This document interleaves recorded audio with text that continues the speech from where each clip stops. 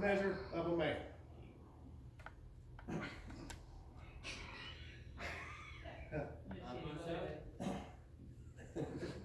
All right, the true measure of a man is how he treats someone who can do him absolutely no good.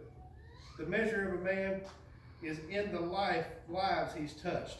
The ultimate measure of a man is not where he stands in moments of comfort and convenience, but where he stands at times of challenge and controversy. So let's break that down real quick, y'all. So the true measure of a man is how he treats someone who can do him absolutely no good. So who would that be? That would be people that are lowering you at work. That would be homeless people. That would be people that just need a hand. You know, we've all been that person that needed help. If you can stop and just give someone a little bit of help, you'd be amazed how far that can go and how much they'll remember that.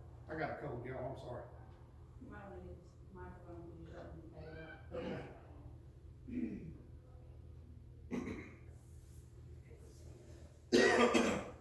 So the measure of a man is in the lives that he's touched. And so I heard a wise man once tell me that what you really leave behind and your real legacy in life ain't got nothing to do with money, and ain't got nothing to do with done. It has to do with how your children and your relatives and your friends remember you. You know, do they remember you with favor and all the good times you have with them?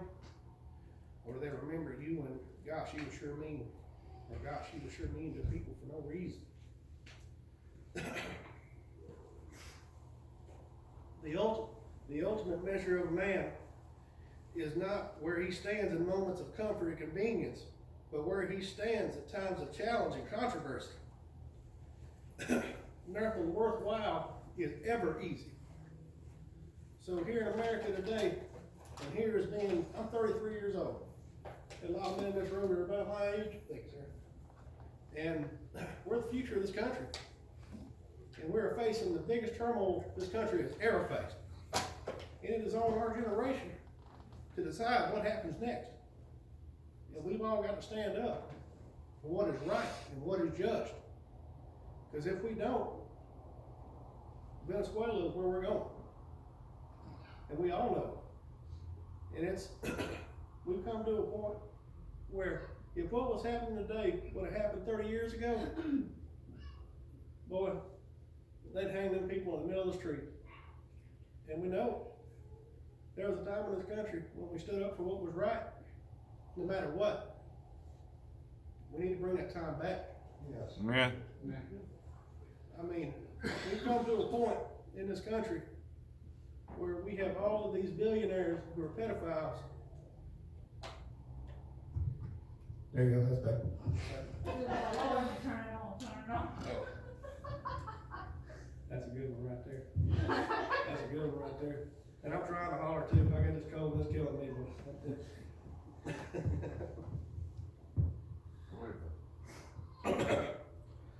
All right, your ability to overcome unfavorable situations will provide you with the time to demonstrate your true strength and determination for success. Like Pastor Ray has said many times, and it's stuck in my mind ever since I met him. You gotta have a made up mind. Come on now. You gotta have a made up mind in this world, in this life, in this walk. It is not easy to be a Christian man in 2020.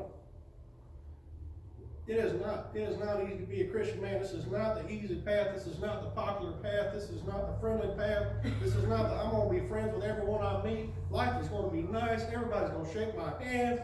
It ain't like that. Being a Christian man in this country is hard. It is a hard road to be a Christian man in this country, especially a young Christian man in this country.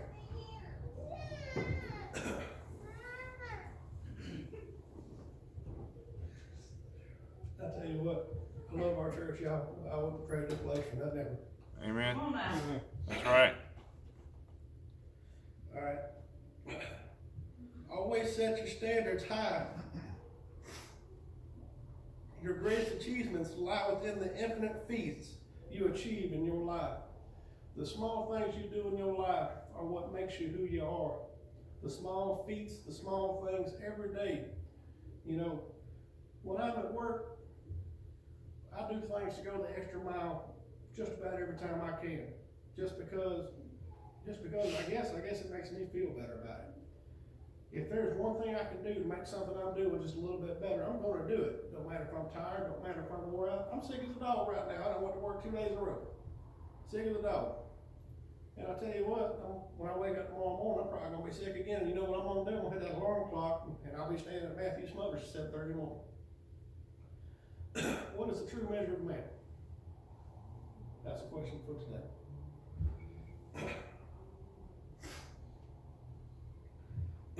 The true measure of a man's character is what he would do if no one would ever find out. That works several different ways, don't it? Yeah. Oh, that works a bunch of different ways, don't it? Come on now. What would you do? That's man, woman, child, anything. That's Christian period. What would you do if no one would ever find out? Come on now. Could you hold on to that? Could you stand 2 feet on this book right here? Come on If now. no one would ever find out. I tell you what, I've been that man in my life that said I hated someone, said I wouldn't pour a bucket of water on someone if they was on fire. I did not say bucket of water, but I'm not gonna be rude. I've been that person that said, I don't care what they think, they can all kiss my butt. I've been that person that swung on somebody. I've been that person that beat somebody up. Come on now. I've been that person that got beat up. You know what I'm saying? I've been that person that started a fight for nothing because I had a whiskey. Because I've been drinking whiskey all day long. I've been that person that persecuted my family, persecuted myself. I tell you what, but in this life we lead as being Christian people, it don't matter where you come from, it just matters where you're going. Come on right. now. Come on. I tell you what, man, we've all done things in our lives that we ain't proud of. But Jesus, he cast your sins so far as from the east to the west. If you go north long enough, you will eventually go south. If you go south long enough, you will eventually go north. But if you go east long enough, you don't never go west. Come on now. If you ever go west, you keep going west. It don't matter how long you go west, you ain't never gonna go east. Come on. And that's South Florida, good Lord, Cass. Or south, Come on now. away from us. I'm trying to be loud, y'all. Just hold this mic up here. Trying to. Yeah, be good. The measure of a man comes down to moments spread out like dots of pain on the canvas of your life. Oh, that's deep right there, ain't it? That's right. That's deep right there. We've all had them moments when we couldn't go on. When we wanted to say, that's enough. I've had enough. Can't do it no more. I'm done. I give up. I quit. I want no more of it. Can't do no more of it. Can't handle no more of it. Don't care about no more of it. I know we've all had them moments. I've had them moments. Y'all have had them moments. I mean, shoot, heck, I lived one of them moments for about 10 years at one time.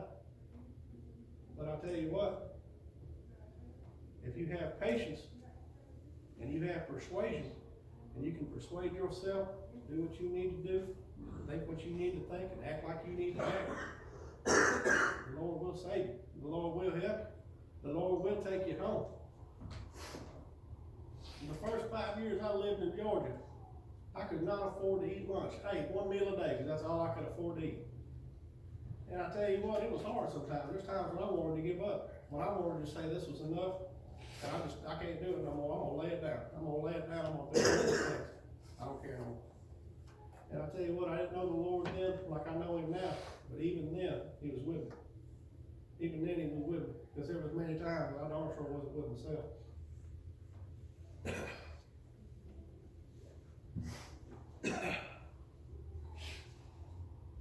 Everything you were, everything you'll someday be, resides in the small, seemingly ordinary choices of everyday life. And that is so true. That is what makes your character who you are, is those little bitty. I had someone tell me one time, a wise man once told me, he said, Mike, don't sweat the small stuff. And as I've gotten older and I've gotten wiser, I've realized it's all small stuff. That's right. It's all small stuff. every little choice you make in your life is what builds your character. Come on now. Like, the other day, I had some bolts break off in something, and if I wouldn't have extracted them bolts, wouldn't no one ever know. Wouldn't no one ever know it besides me. But you know what I did? I took that 30 minutes and I drilled them bolts out and I extracted them bolts. And I'll tell you why. There was a wise man once, and he told me that dirty hands make a clean soul. And I tell you what, there ain't no truer words than that. I tell you.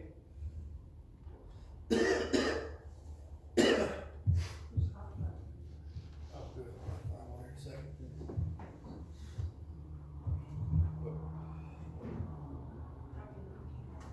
All right.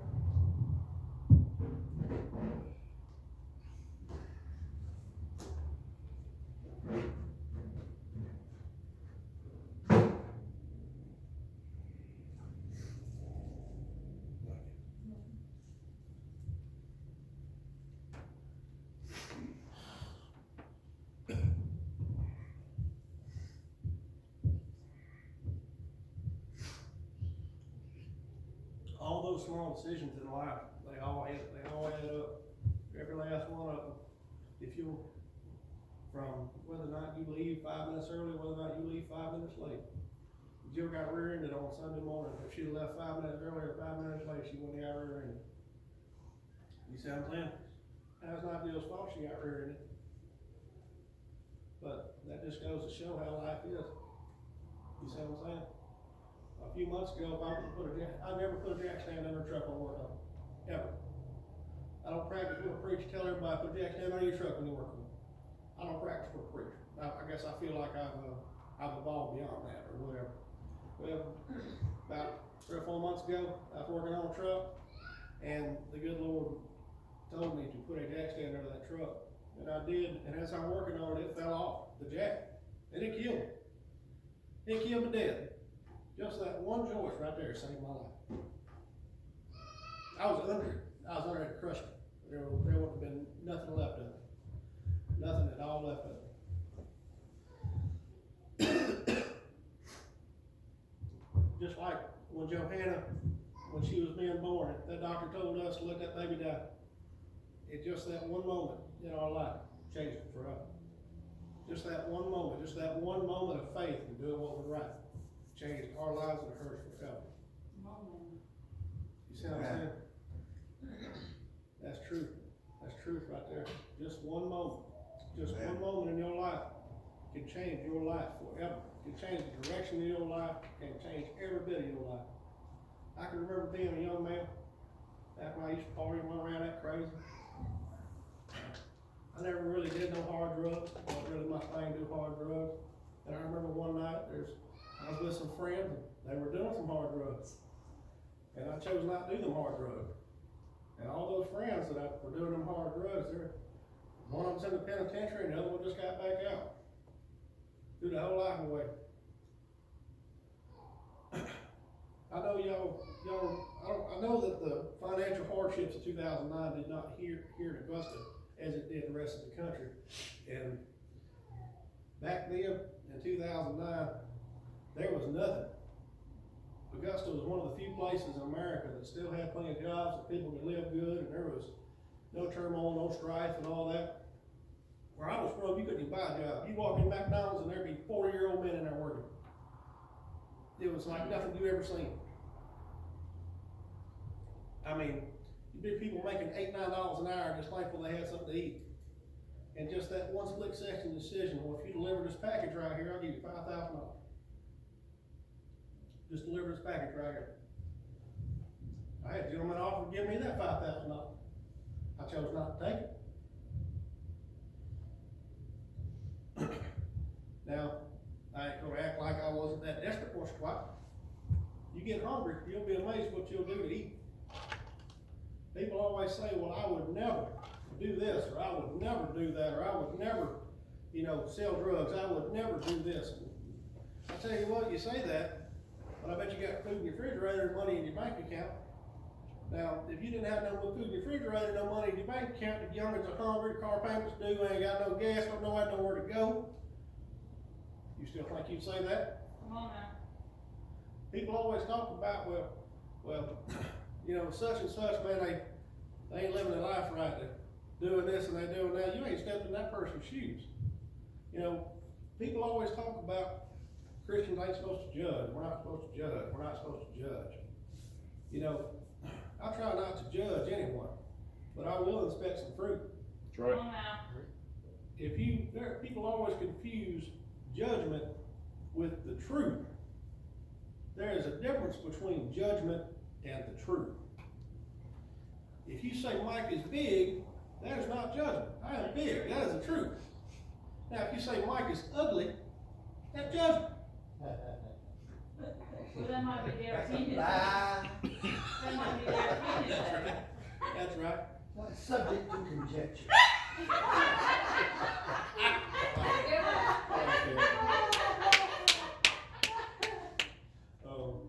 So I work with a woman, and she goes to she is a Methodist, and she always talks about, well, I don't judge no one, and I don't judge no one. And I finally told her one day, I said, well, we're not gonna judge no one. So she's got a nephew that's got 8 kids by 6 women and doesn't have a job. And I finally told her, and she said, well, I don't judge him, I ain't gonna judge him. You know, that's between him and the Lord. And I said, no, ma'am, that's not between him and the Lord, that's gonna be between him and the state of Georgia. And they will judge him. So, if you've got 8 kids and 6 baby mamas, but, you know, as Christians, we ain't supposed to judge him. Jesus flipped the tables, but we ain't supposed to judge him. You know, half of the New Testament is Jesus informing people of wrongdoing, but we ain't supposed to judge them. If Jesus was alive today, people would call him a hate monger. People would call him a fascist. People would call him a racist. People would call him, what's that other one? An anti-Semite. People would call him all kinds of things. But we're not supposed to judge him. As Christians, we can't judge him. I tell you, we had better start judging some things quickly before we have to sit before judges for being Christians.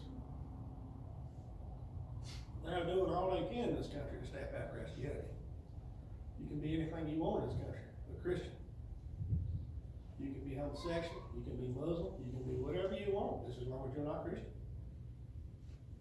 They've tried every piece they can to stamp this out. They're teaching homosexuality in schools, and all of this and all of that. And I don't know what has happened. I can remember when I'm 33 years old. When I was a kid, it wasn't long ago.